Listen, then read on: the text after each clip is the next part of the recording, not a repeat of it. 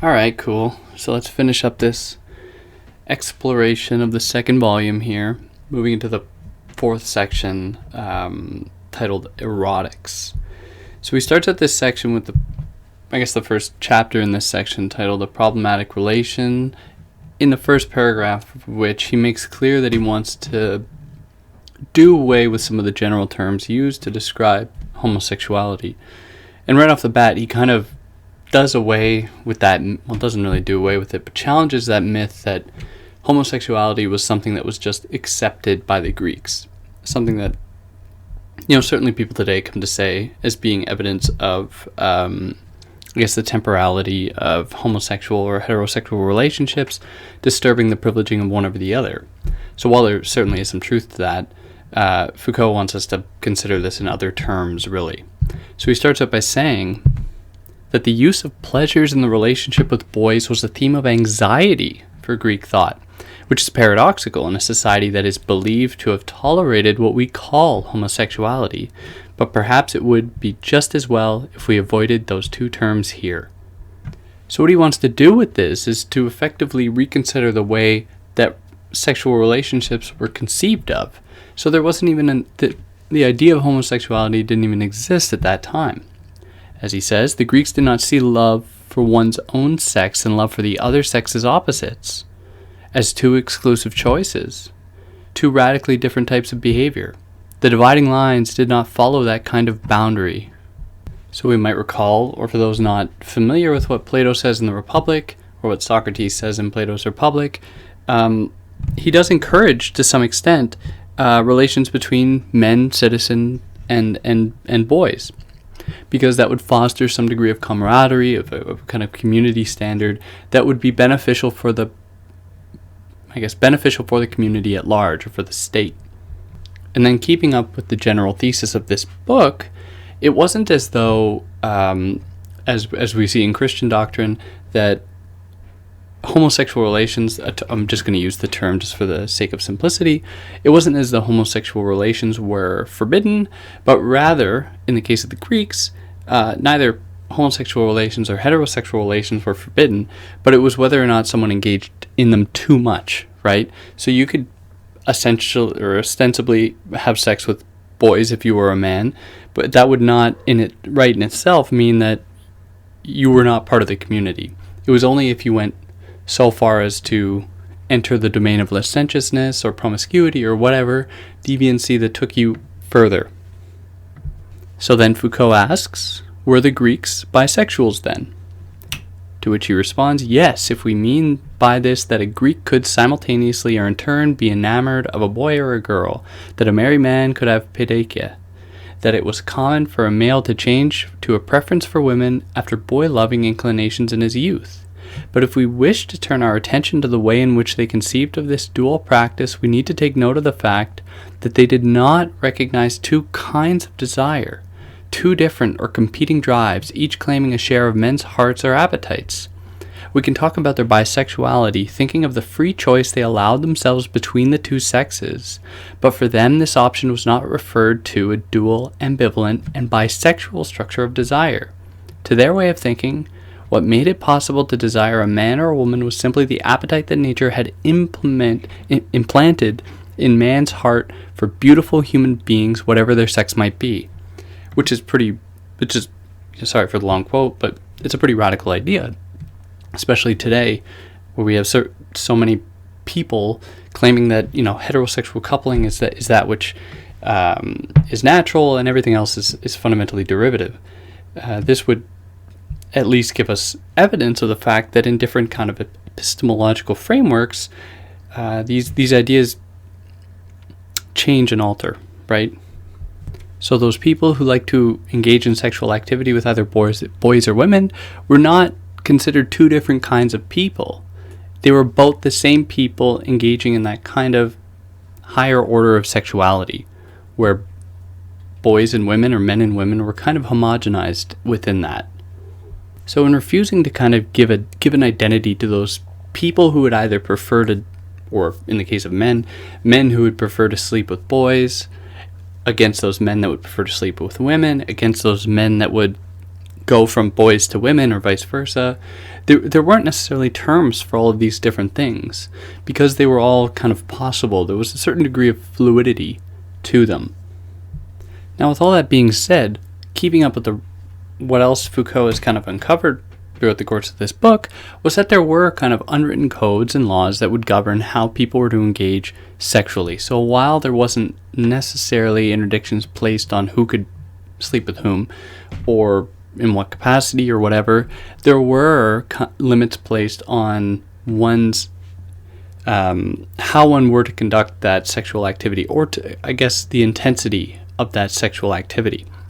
So he moves now to consider a few different kinds of debates around the question of love and how they played a role in the formation of that society.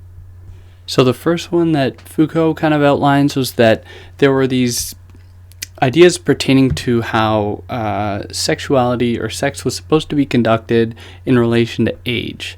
Now he makes clear right off the bat that the rules that he's going to kind of explore deal primarily with the kind of privileged notions of sexuality, right? And we would know from thinking about Greek times that would certainly apply to, slave-owning citizen men who probably had some role to play in the military, right? So he gives us an example, or he considers it here, when he says that relations between young boys were deemed completely natural and in keeping with their condition. So that was the kind of, I guess, privileged form where there was nothing really wrong with two men past adolescence being sexual with one another, but it was kind of looked down upon, as he says. So he gives the example of Achilles and Patroclus in the Iliad, right? And what is particularly interesting about that, where he says that thus one liked to talk about the relationship of Achilles and Patroclus, trying to determine what differentiated them from one another and which of the two had precedence over the other. So this kind of coupling in between someone older and someone younger, so the attention and concern was concentrated on relations in which one can tell that much was at stake. Relations that could be established between an older male who had finished his education and who was expected to play the socially, morally, and sexually active role, and a younger one who had not yet achieved his definitive status and who was in need of assistance, advice, and support.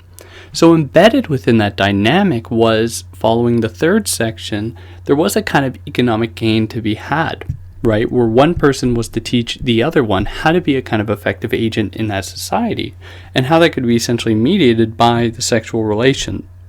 So now we enter into the second kind of, I guess, debate or concern around homosexual relations or men and men relations in Greek times, where there was a concern in the first instance with age.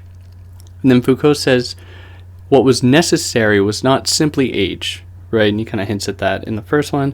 He says it was important for the older one to take upon themselves a kind of patriarchal position, to be able to be the disseminator of knowledge that could be then taken up by the younger boy, who was then responsible for taking it upon themselves to learn from their partner or from the other man that they were with. So now we enter the third aspect, which is an interesting one, where Foucault says that unlike the male-female relationship, which could be found in the oikos, or the household, there was a split, right? So the man would occupy the exterior of the house, free to kind of go into the public sphere and engage as an agent there, whereas the woman was confined, in a sense, to the house. So Foucault says that there was a kind of spatial configuration there, whereas the relationship between men, because we know of Greek times, men were the ones that were citizens and that could talk in public and that could take up space. We know because of that then that relationship was predicated on a kind of openness, or an open spatiality, as he calls it. So there wasn't that same kind of command of the patriarch, even though that's the term I used earlier to describe him, of the patriarch over the subordinate, quote unquote subordinate one, like there was in the male-female relationship. So the young boy, although needing to be at the whim of the older one, at least in the process of attaining knowledge, was in all other respects a kind of free agent, free to go about doing as they wish in that kind of open system that they occupied.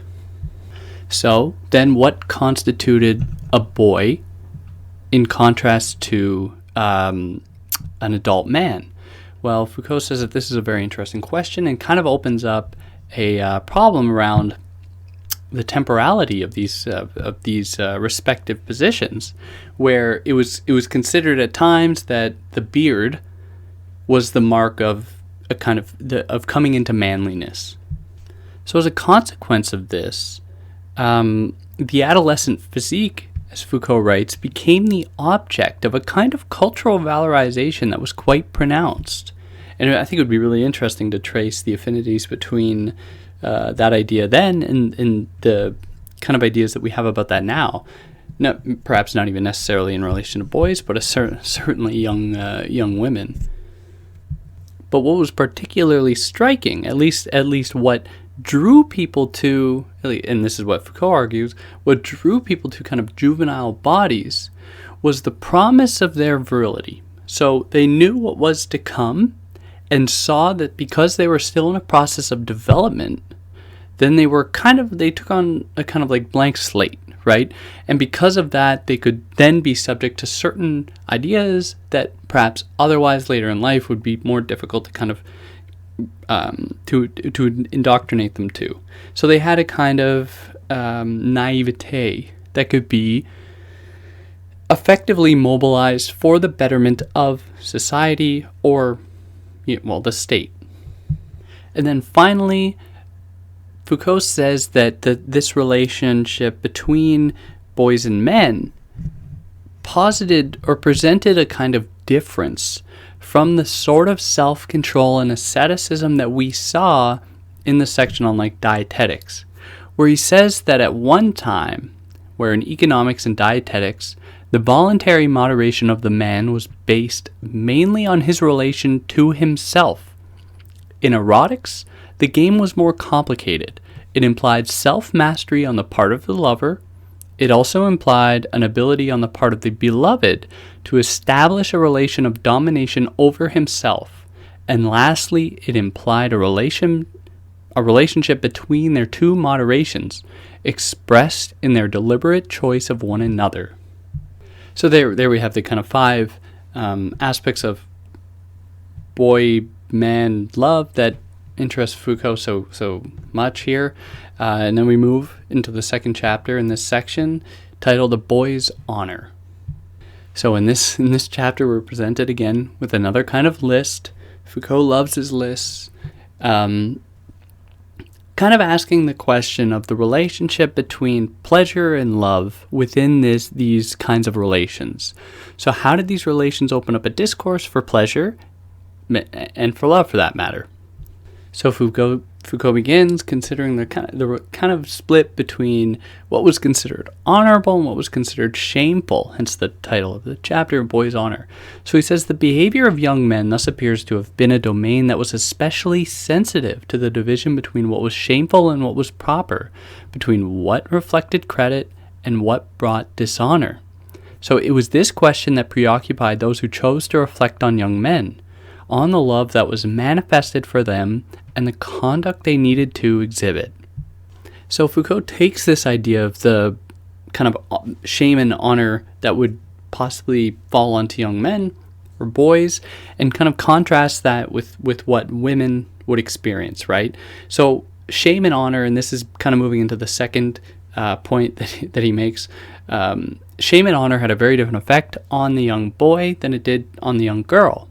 So he says, but in regard to the Greek boy, the importance of his honor did not concern, as it would later in the case of the European girl, his future marriage. Rather, it related to his status, his eventual place in the city. So it was necessary then for boys, if they sought the opportunity to be an active agent in the city later in life, they had to begin thinking about that or considering what was honorable and what was shameful at a rather young age, where it was they had to understand the possible consequences of failing to accommodate, adapt to, I guess, exist in a world or exist in the way that was expected of them.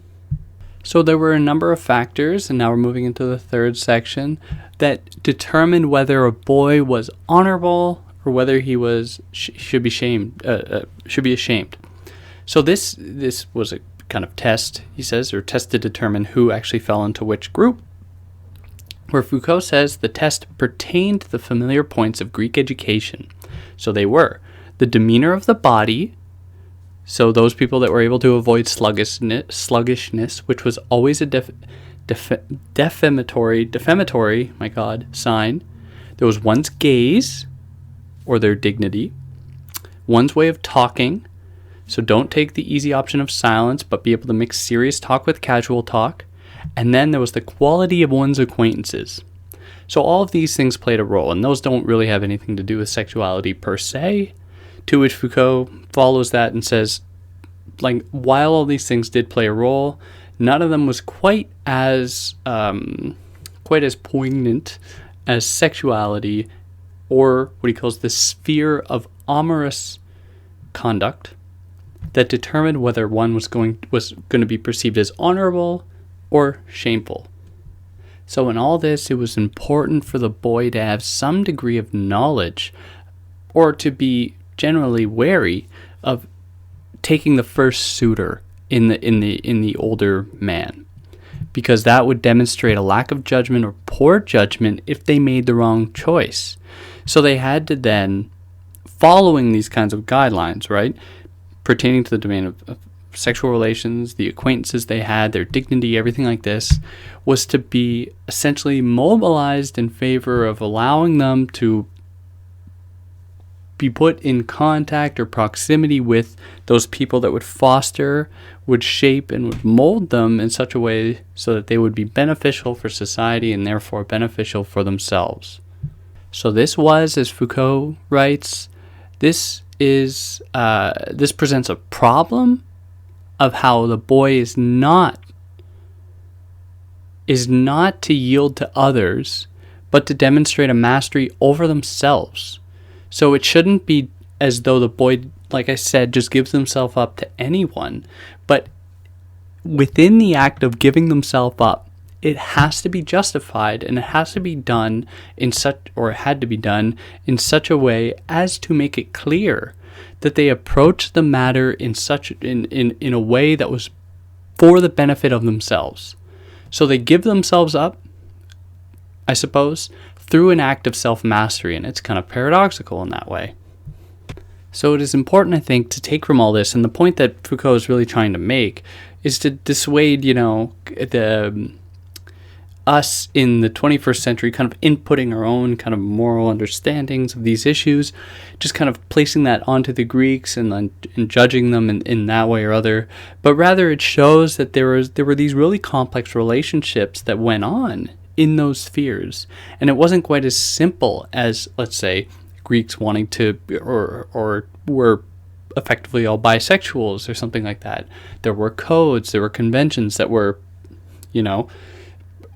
oppressive perhaps to some extent, but that gave people a sense of mastery over themselves, be it for good or not.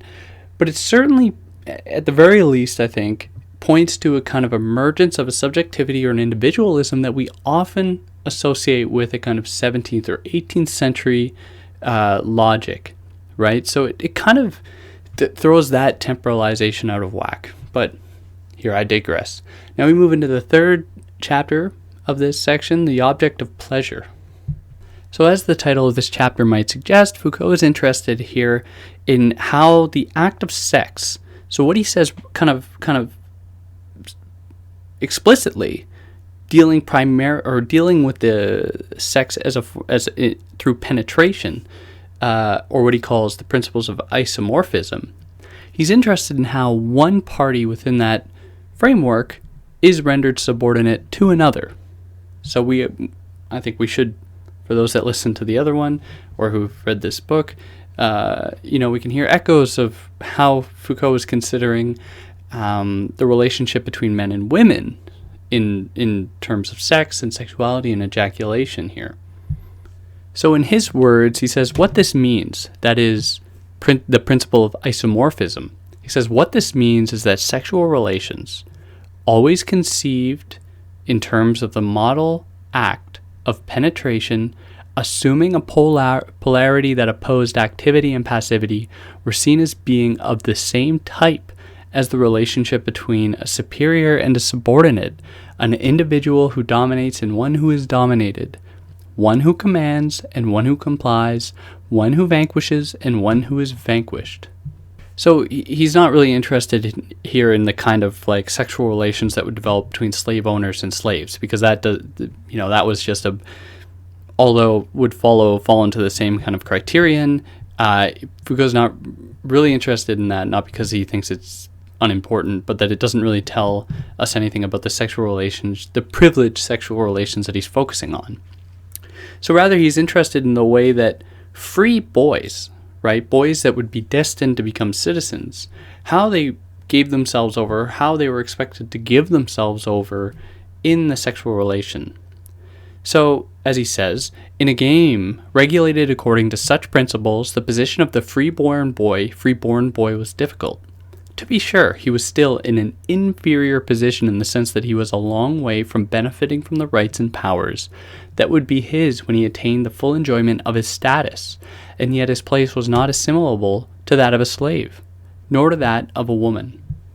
So this kind of framework of domination and subordination posed a little bit of a problem, because at one time this society wanted to foster the ability for men to engage as active agents in that world, yet demanded of them that they were to be subject at some point in their lives to this kind of authority in the act of being penetrated. So Foucault says that, of course, it didn't matter for like women and slaves, like because they were considered subhuman, right, sub-citizen, but rather the case, as he says, altered when it involved a man. So it is doubtless the existence of this difficulty that explains both the silence in which the relationship between adults was actually enveloped, and the noisy disqualification of those who broke this silence by declaring their acceptance of, or rather their preference for, this subordinate role. It was also in view of this difficulty that all the attention was concentrated on the relationship between men and boys, since in this case one of the two partners, owing to his youth and to the fact that he had not yet attained manly status, could be, for a period that everyone knew to be brief, an admissible object of pleasure. So this all becomes a problem when one day it is then expected that that boy who has been rendered an object of someone else's pleasure has to then become the one that dominates, right? Becomes the one that takes for themselves their own object of pleasure. So Foucault calls this the antinomy of the boy. So this is an antinomy because it represents a kind of contradiction, right? The paradox of being a boy. So this antinomy was wholly necessary for Foucault, or at least as he suggests at that time, because of that transition that the boy would undergo. So he says, now it gets rather complicated. He says that in the first place there was an oscillation. And then he goes on to say that this is difficult for us to grasp because we so often associate sexual identity or sexual conduct in relation to nature or nurture, where we privilege one over the other. But he says of that time where they didn't have these kinds of distinctions, it was held for granted that the attraction to boys was natural in just the same way as all movement was carried out in the direction of the beautiful. Was carried one. Oh my God. Let's take a step back, David. I could pause it and then, recover, but I'm going to bask in my embarrassment here. Okay, he says, on one side, it was held for granted that the attraction to boys was natural, in just the same way as all movement that carried one in the direction of the beautiful was natural.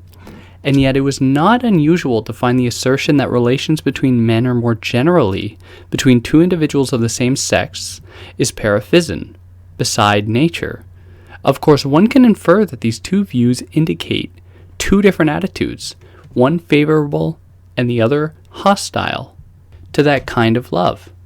So the kind of naturality of that in this way is particularly interesting, and it gives us, like, I don't know how many conceptual tools to reevaluate the way in which there are certain dominating thoughts about the way that sexual relations have to be conducted, but it certainly calls those things into question.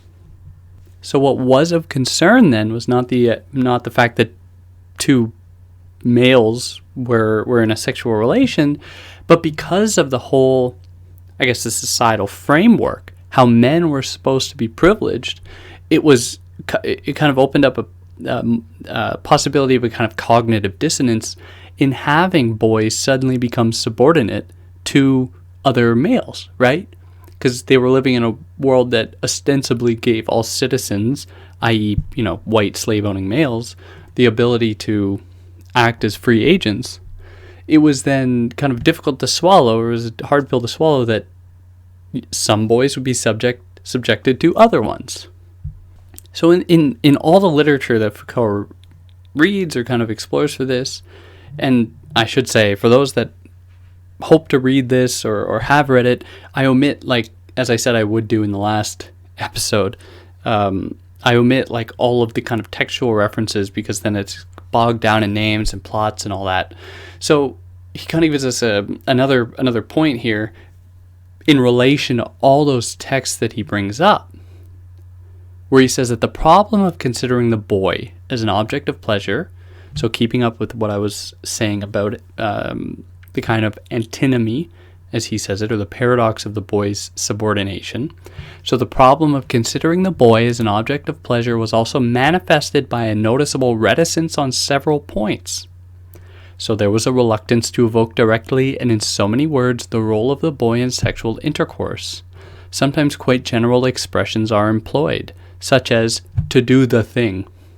Other times, the thing is designated by the very impossibility of naming it, or again, and this is what says most about the problem posed by the relation. People resorted to metaphorical terms that were agnostic or political, to yield, to submit, to render a service. And what is more, Foucault says that there was also a reluctance to concede that the boy might experience pleasure. This denial should be interpreted both as the affirmation that such a pleasure could not exist, and as the prescription that it ought not to be experienced. Sorry I'm so quote heavy with this, but, like, Foucault says it best, and whatever. And he continues here, between the man and the boy, there cannot and should not be a community of pleasure. So this was because if a boy too easily gave themselves over, or appeared to enjoy in the act of the sex that would ensue too readily, then it pointed to their loss of dignity, right? It pointed to their loss of self-control and self-mastery, and signaled their giving themselves over to the kind of demons of licentiousness or kind of promiscuity that was bad for them, would be bad for them in the future. So it was only when they demonstrated to themselves and to the people that would observe them that they were giving themselves over of their own volition that they could kind of disappear in that moment, right? They could then become an object of someone's pleasure. But if and only if they've actually gone through the necessary steps to demonstrate that they are doing so out of their own self-mastery. So that kind of wraps up that, part 4, erotics. Now we'll go into part 5 here. So he says, this being his primary concern, he says that after the relation to the body and to health, after the relation to wives and to the institution of marriage, and after the relation to boys, to their freedom and their virility, I would like now to consider the relation to truth. So this question then, especially in its proposing, or this section proposing a kind of question about truth, marks a kind of, or the shift that occurs with the Socratic and Platonic traditions. So concerning essences, right? So he asks, now Socratic Platonic erotics is radically different from those kinds of other approaches indicative of Aristophanes, Xenophon, all these other figures that he mentions here, where he says that the question will be as follows: what is love in its very being? So a very kind of Socratic question, right? So this kind of this section kind of gets at the Socratic thinking about love, not necessarily in terms of how it could be conducted on the physical plane, right?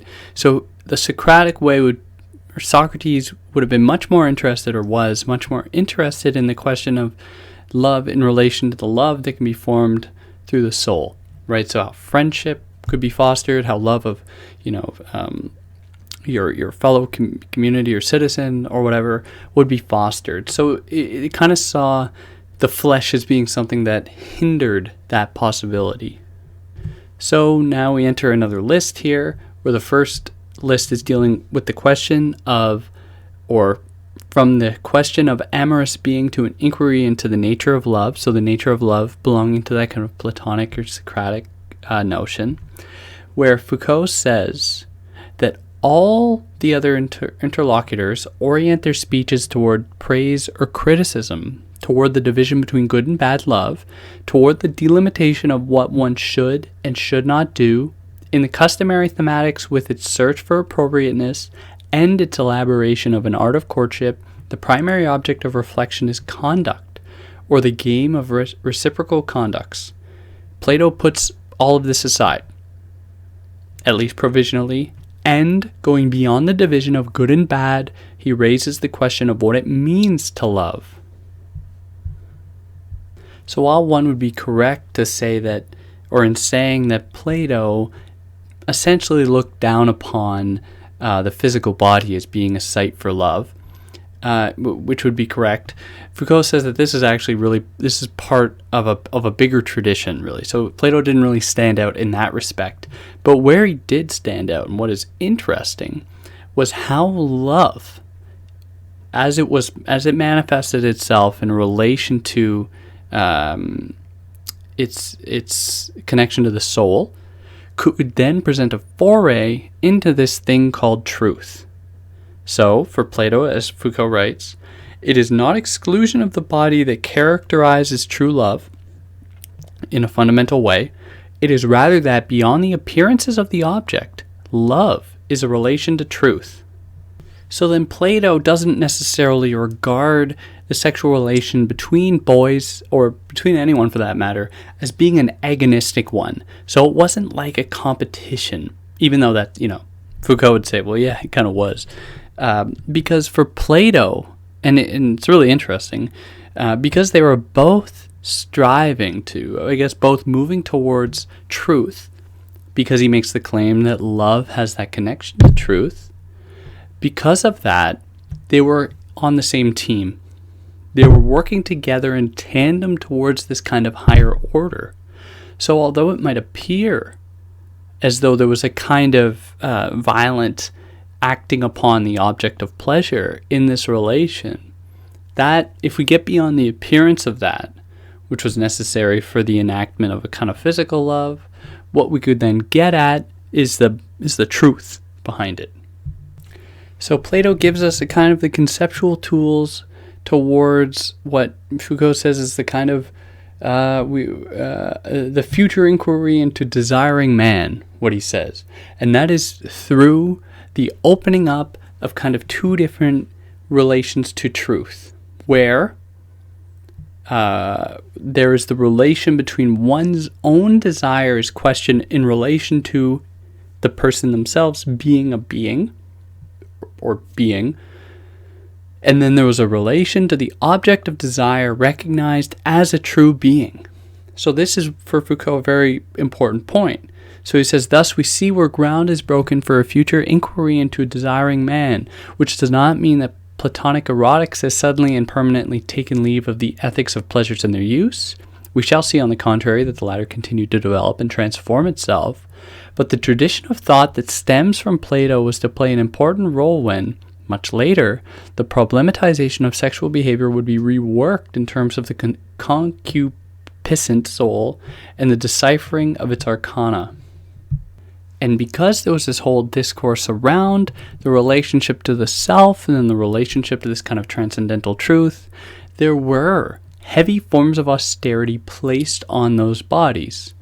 So despite the, attempt by, or the fact that many people look back on the Greeks in terms of like sexual relations and says, oh wow, look how emancipated, look how free they were, Foucault says not quite.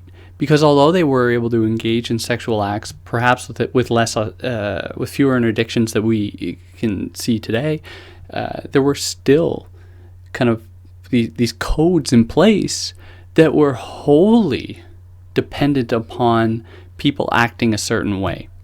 So they weren't quite as free as we consider them to be historically. So then that kind of wraps that up here, and then moving into the conclusion, and we'll hopefully wrap this up soon. So he gives us a kind of recap of what went on here, and, because it's a good recap, he says, each of the three great arts of self-conduct, the three major techniques of the self that were developed in the Greek thought, or in Greek thought, dietetics, economics, and erotics, proposed, if not a particular sexual ethics, then at least a singular modulation of sexual conduct. In this elaboration of the demands of austerity, not only did the Greeks not seek to define codes of conduct binding everyone, neither did they seek to organize sexual behavior as a domain governed in all its aspects by one and the same set of principles. With that being said, however, it wasn't as though they didn't have these same kinds of codes or regimens that governed how people should act.